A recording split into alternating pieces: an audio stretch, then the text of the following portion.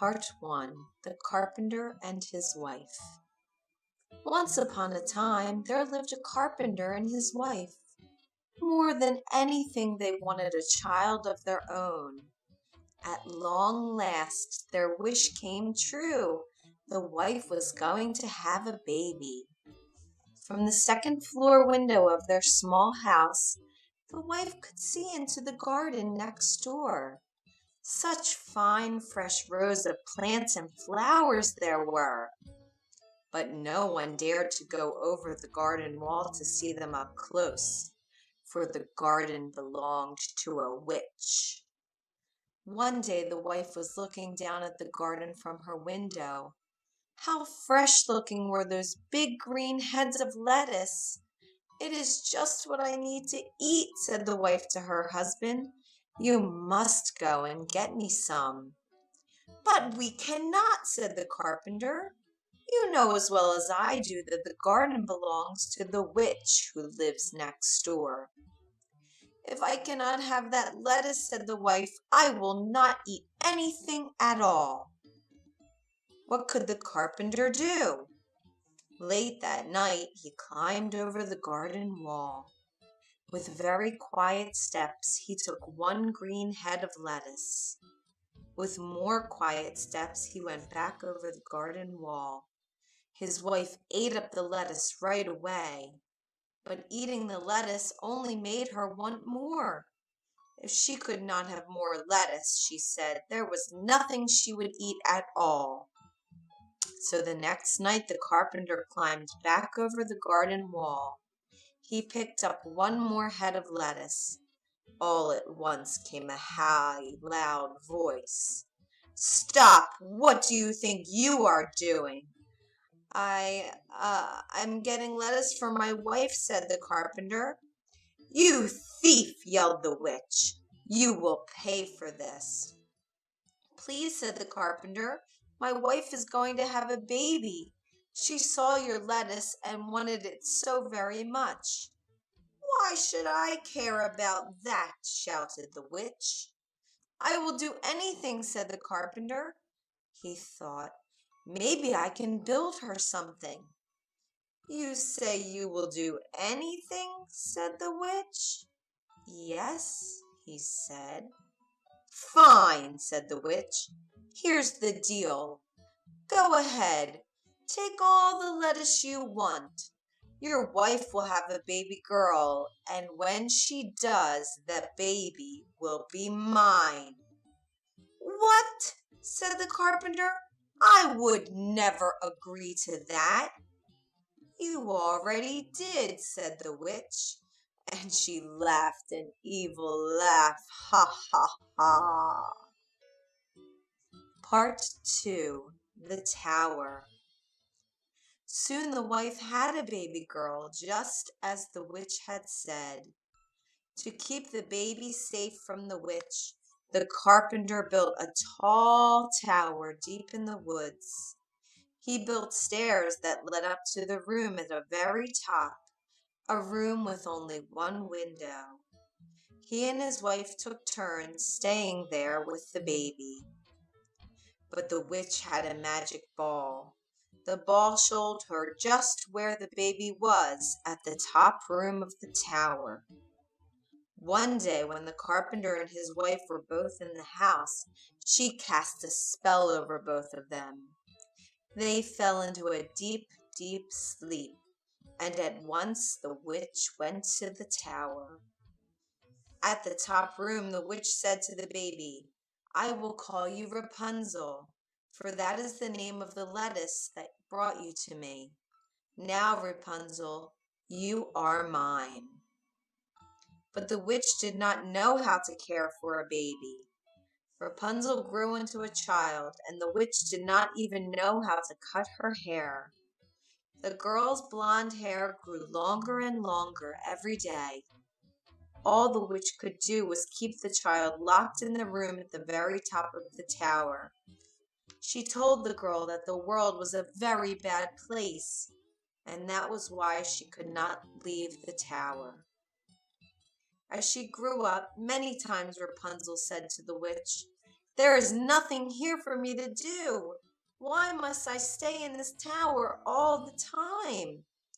And the witch shouted back, "I already told you so many times. The world is a very bad place. Now go comb your hair and be quiet." "But is it really so bad out there? Sometimes I hear people laughing down below," Rapunzel would say. At such times the witch would yell, "How many times do I have to repeat myself? Don't listen to anything you see or hear out there. The world is much worse than you think. You will stay in this tower forever, Rapunzel, so get used to it." On her 12th birthday, Rapunzel said to the witch, "I do not care what you say anymore. I am so tired of staying here alone all the time. When you are gone, I will chip away at the door. I will make a hole. I will run down the stairs and outside no matter what you say." "Think again," said the witch. With her power, she made all the stairs in the tower fall down.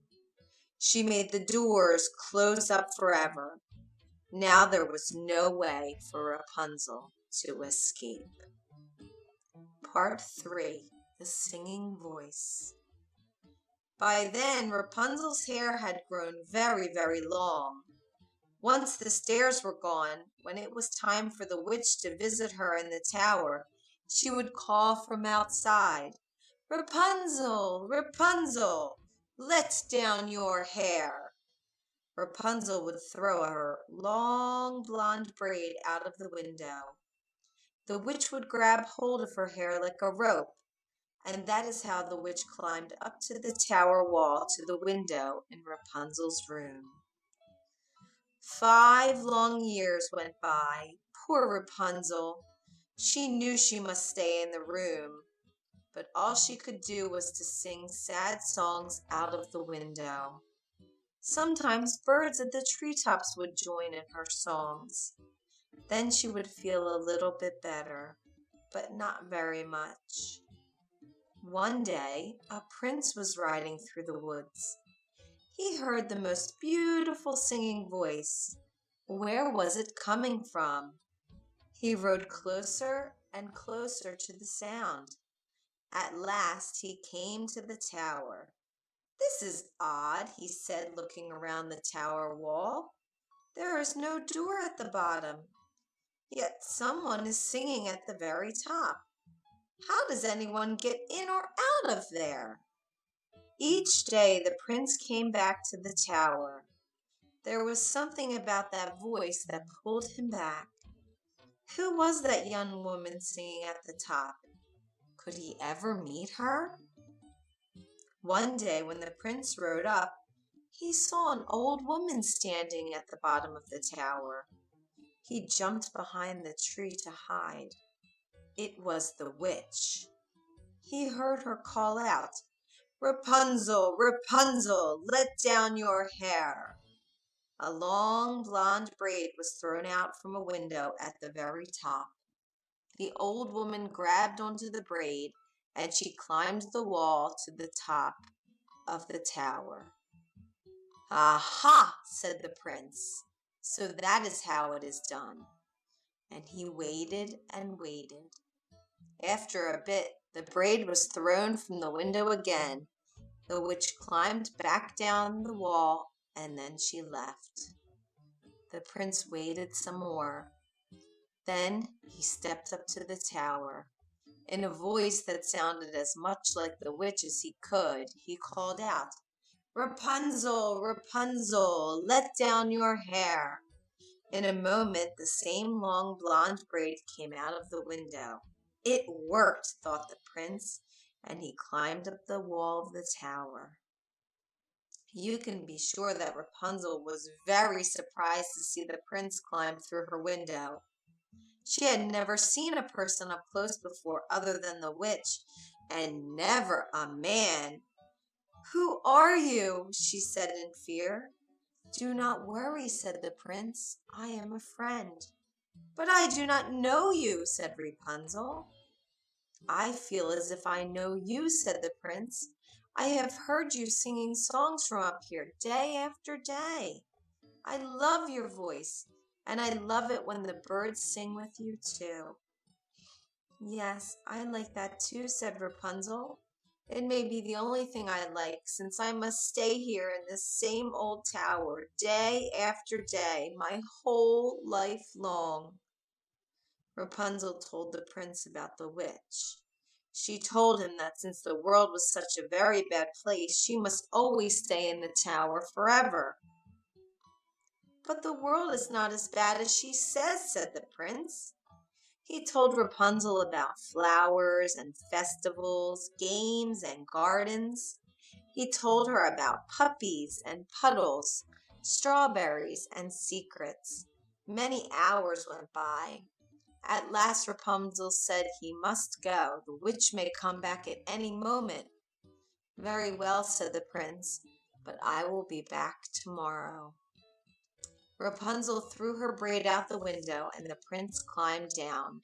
The next day the prince climbed back up to Rapunzel's room. He said, "I have a surprise for you," and he had brought strawberries for her.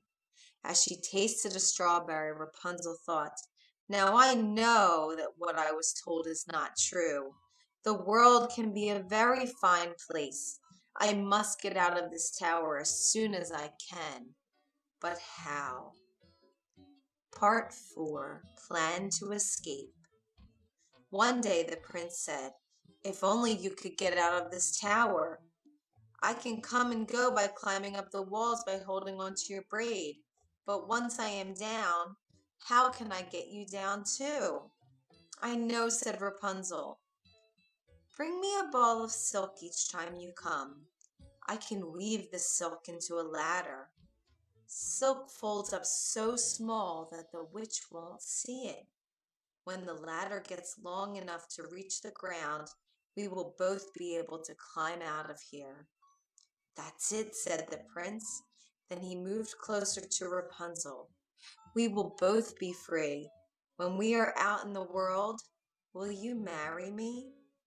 "Yes," said Rapunzel, "I will." Every day after that, the prince brought a ball of silk to Rapunzel. Over time, she weaved the silk into a long ladder. On Rapunzel's 18th birthday, the witch spoke to her in a sharp voice. "Before you open your mouth this time," said the witch, "know this. I am sick and tired of hearing you talk about how alone you are in this tower all the time. It isn't going to change, Rapunzel, forever." "Who says I'm alone in this room all the time?" said Rapunzel. "What?" said the witch. "Who has been up here with you?" "No one," said Rapunzel at once in fear. I mean no one but you." The witch did not believe her. She started to look everywhere in the room for something to prove that someone else had been there. Soon she found the ladder. She held it up high in the air. She yelled, "What is the meaning of this?" "My friend the prince brought me the silk," said Rapunzel. "You will never see this prince again," yelled the witch. She took out a knife, snip, snap, and Rapunzel's lovely braid was cut off. Holding the braid in one hand, the witch laughed an evil laugh. Ha! With a stroke of her magic, Rapunzel was cast away to a faraway desert. Then the witch stayed in the tower room. She knew that soon the prince would come back. Part 5. The Last Climb. The witch did not have to wait long. Soon the prince was calling at the bottom of the tower in a voice that was supposed to sound like her own. "Rapunzel, Rapunzel, let down your hair." So that is how he did it, thought the witch. Holding tightly to one end of Rapunzel's braid, she threw the braid out the window. The prince took hold and climbed up. When he got to the window, he was much surprised to see the witch. "Where is Rapunzel?" he called out. "What have you done with her?" "You will never see your Rapunzel again," yelled the witch. The witch pushed the prince so hard that he lost hold of the window. Down, down he fell. The prince landed on some bushes below. That helped with the fall, but the bushes had very sharp thorns. Some of the thorns went into his eyes, and our poor prince was blind. Part 6. The Desert. For 2 years the poor blind prince wandered the world looking for Rapunzel. From morning to night he called for her, but it was no use. At last he reached a desert. One day he heard a beautiful voice singing. He thought, "I know that voice." It was his dear Rapunzel. He went closer and closer to the voice he knew so well. "My prince," called Rapunzel when she saw him. The two of them hugged tight. 2 tears of joy fell into the eyes of the prince, and all at once he could see again.